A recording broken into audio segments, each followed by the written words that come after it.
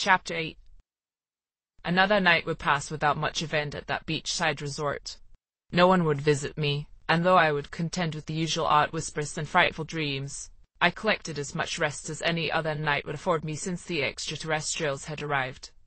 A crawling, burning sensation lingered on my hand at night where the silver-haired being that looked like a human girl had touched me the night before. Whether it had acted with some other purpose in doing so, or if it was a mere side effect of such direct contact, I did not know, and could only hope that pushing the event to the back of my mind would bring relief. I must, I knew, act with greater resistance to these things, for it seemed anything more than their mere presence increasingly wrought terrible effects on me, whereas once surrendering my arm to the clingy thing only felt heavy, their influence on me now resulted in whispers, visions, and unpleasant responses. I was sure that this was the intention of the outer god, and my increasing suspicion was evident as I tried my best to distance myself from the thing throughout the day. Our group had left the resort to browse the shops in the local town, and that was where this horrible event began. We stopped to peruse a second-hand electronics shop, which boasted a large selection of video entertainment systems from years past. My mother had always held an interest for such things, and as I had learned at the ancient city a number of days ago, her passion for this hobby was only rivaled on the intergalactic scale by the red-haired alien that accompanied us. Leaving them to sift through the old devices, I detached myself from the group and picked up a curious machine from an ignored box on the ground. Though it stood out for no particular reason, I examined the system's numerous buttons and oddly pink color, and soon found myself surrounded by my companions. They seemed to have identified the contraption as an old entertainment system, and urged me to turn it on. I hesitantly pressed the yellow button that looked to power the device, unaware of the fascinating and terrible consequences to this minor curiosity. The queer events began seemingly harmlessly as I found myself waking in my own bed. I was no longer at the resort on the beach, but back at home, a home only known to me in memory, as I could instantly tell it did not contain any foreign visitors, that usual uneasy or clearly vacant in the abode. Despite this, I knew immediately that things were not as they seemed.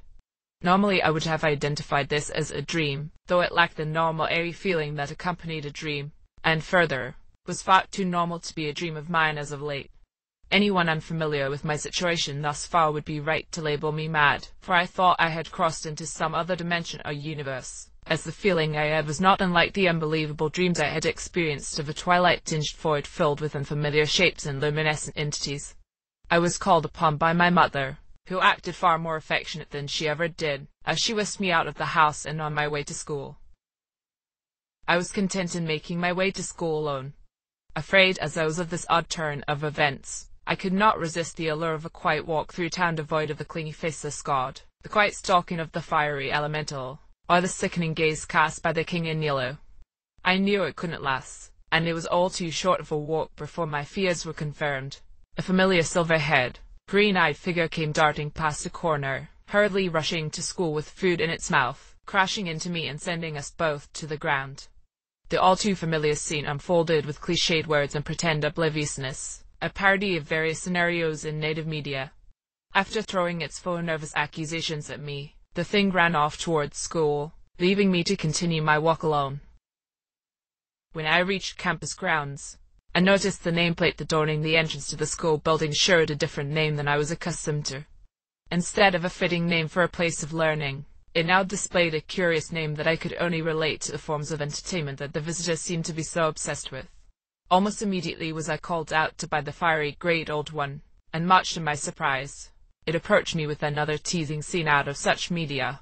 Likely only playing its part in this mockery of a universe, the thing took to fixing my tie. Before uttering a blasphemous name I had felt some familiarity with only in that cursed void I saw it in my sleep, the mere bold mention of which knocked a dizzying blow and left me at the gate until well after the thing had left me.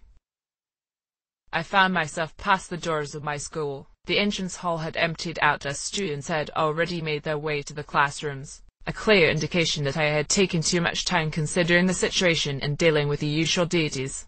There was one more to find, however, and soon enough he approached me in that empty hall, dressed in the attire of the school basketball team.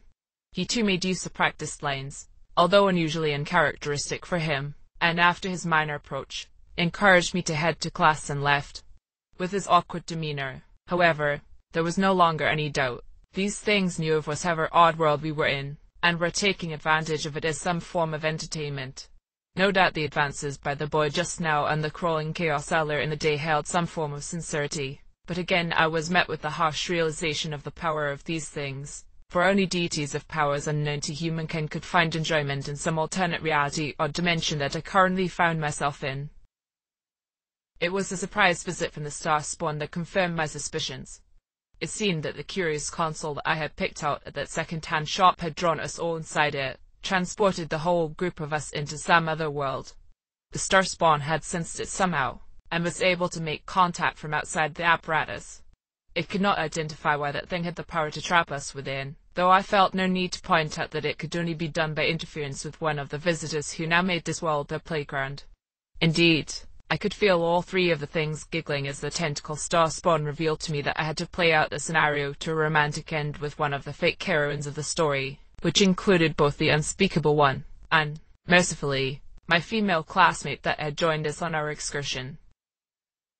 It was shortly after this explanation that the deities began dropping their oblivious pretenses and began pursuing me in earnest. The silver-haired fairy mockingly dropped its cover and avoided my accusation at its fake character, bidding me to join it for the rest of the day, for what purposes I did not want to think about but knew all too well. I was taken to the pool, though how I arrived there I couldn't tell, and it stated plainly its intent to set up another common event in popular stories from our planet. But before I could protest, I found myself in the nurse's office, with the king in yellow breathing in some amount of pain on the bed before me.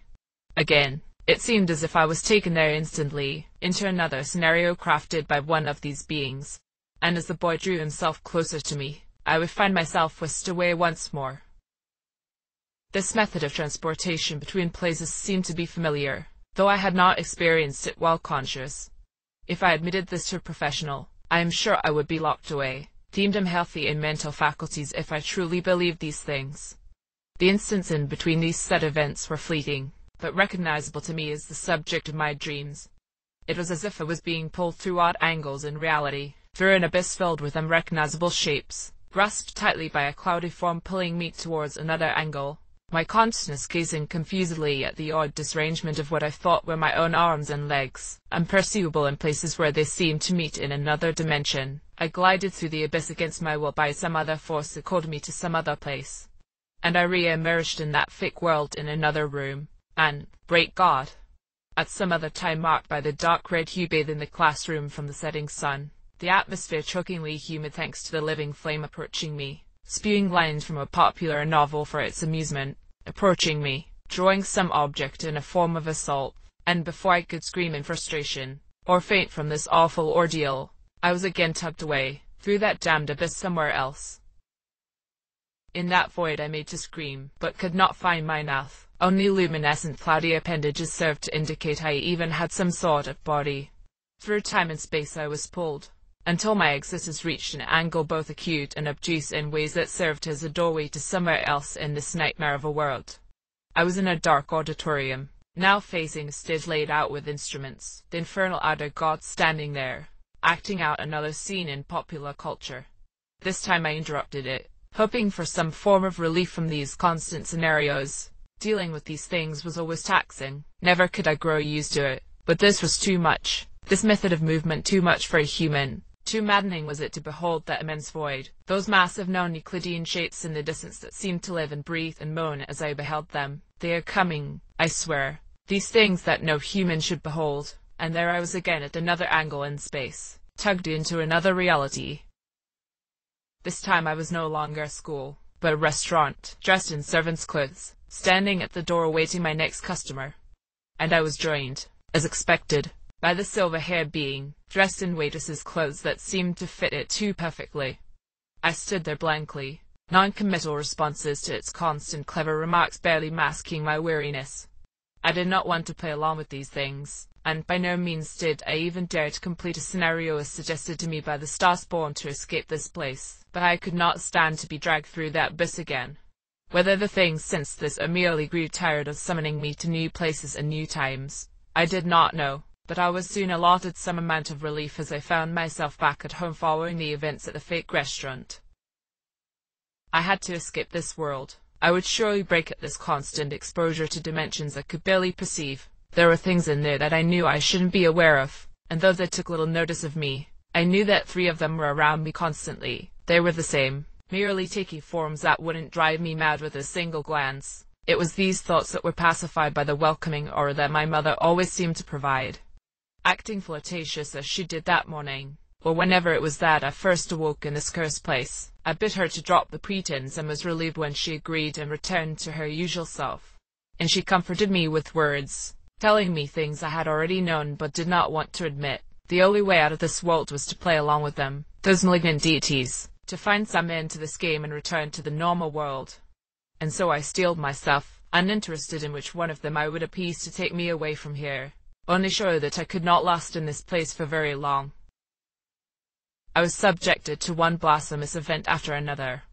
Again and again I was whisked through time, experiencing events and scenarios from common fiction, serving as amusement for these visitors. First it was a date at an amusement park, then sporting competitions at an athletics festival, then a costume cafe at the school's cultural festival.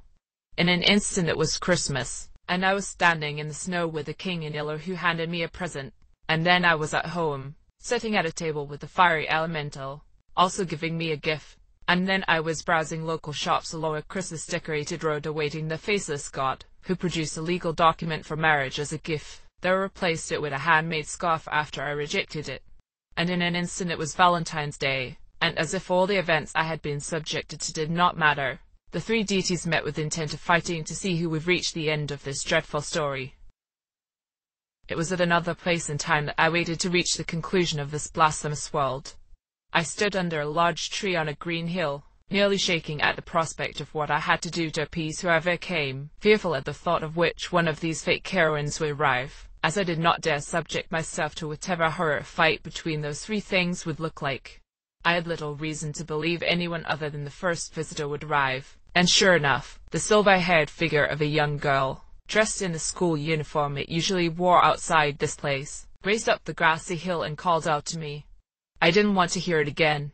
Its insistence on its feelings for me, its desire to combine species, but when it demanded an embrace to fulfill the purpose in this world, I knew I had no choice.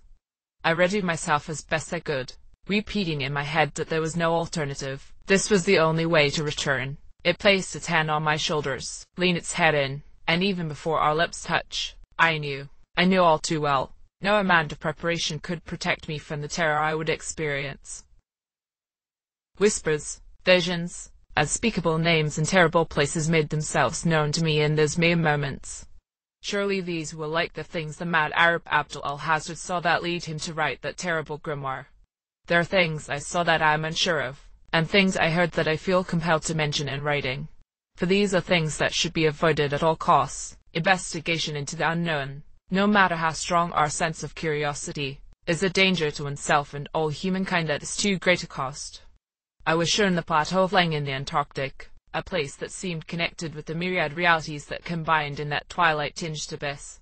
My mind was led back in time, to the massive archives of the great race, tall, conical creatures with a number of appendages, creatures that developed the ability to project their minds through time, an ability that would develop into my experiences in the abyss.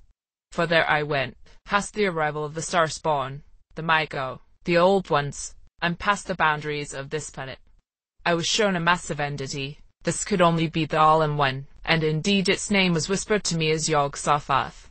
And finally, the black man led me to the center of the universe, and amidst the constant beat of a drum, and the unending, maddening whine of flutes, on its throne sat the demon Sultan Azathoth, an amorphous, blasphemous creature whose very sight shocked me to consciousness. But when I opened my eyes, I was not on that grassy hill, but back on that street near the second-hand store that produced the item that started this awful tale. Though I was aware of how tired I was, I couldn't help but feel a wave of relief wash over me, finally free of that wretched world. To my surprise, it seems as if no one knew what had transpired, and were genuinely confused as to why we were outside the shop. I was not as lucky, however, as I could recall the experiences I had in that dream world, the constant trips through that void, and worse, the visions revealed to me by Nyarlathotep. What it gained in showing me such madness I could not guess, and though I doubted it truly did not know what had happened in that other world, I did not dare to inquire. I am sure there were events in that world I cannot recall, events that were sped too fast, or experiences in that abyss that my mind would not permit me to remember. I had endured, yet again, another ordeal that tested the limits of human sanity, though how much longer I could exist with these things nearby, always exerting their influence on me, I feared to imagine. End of chapter.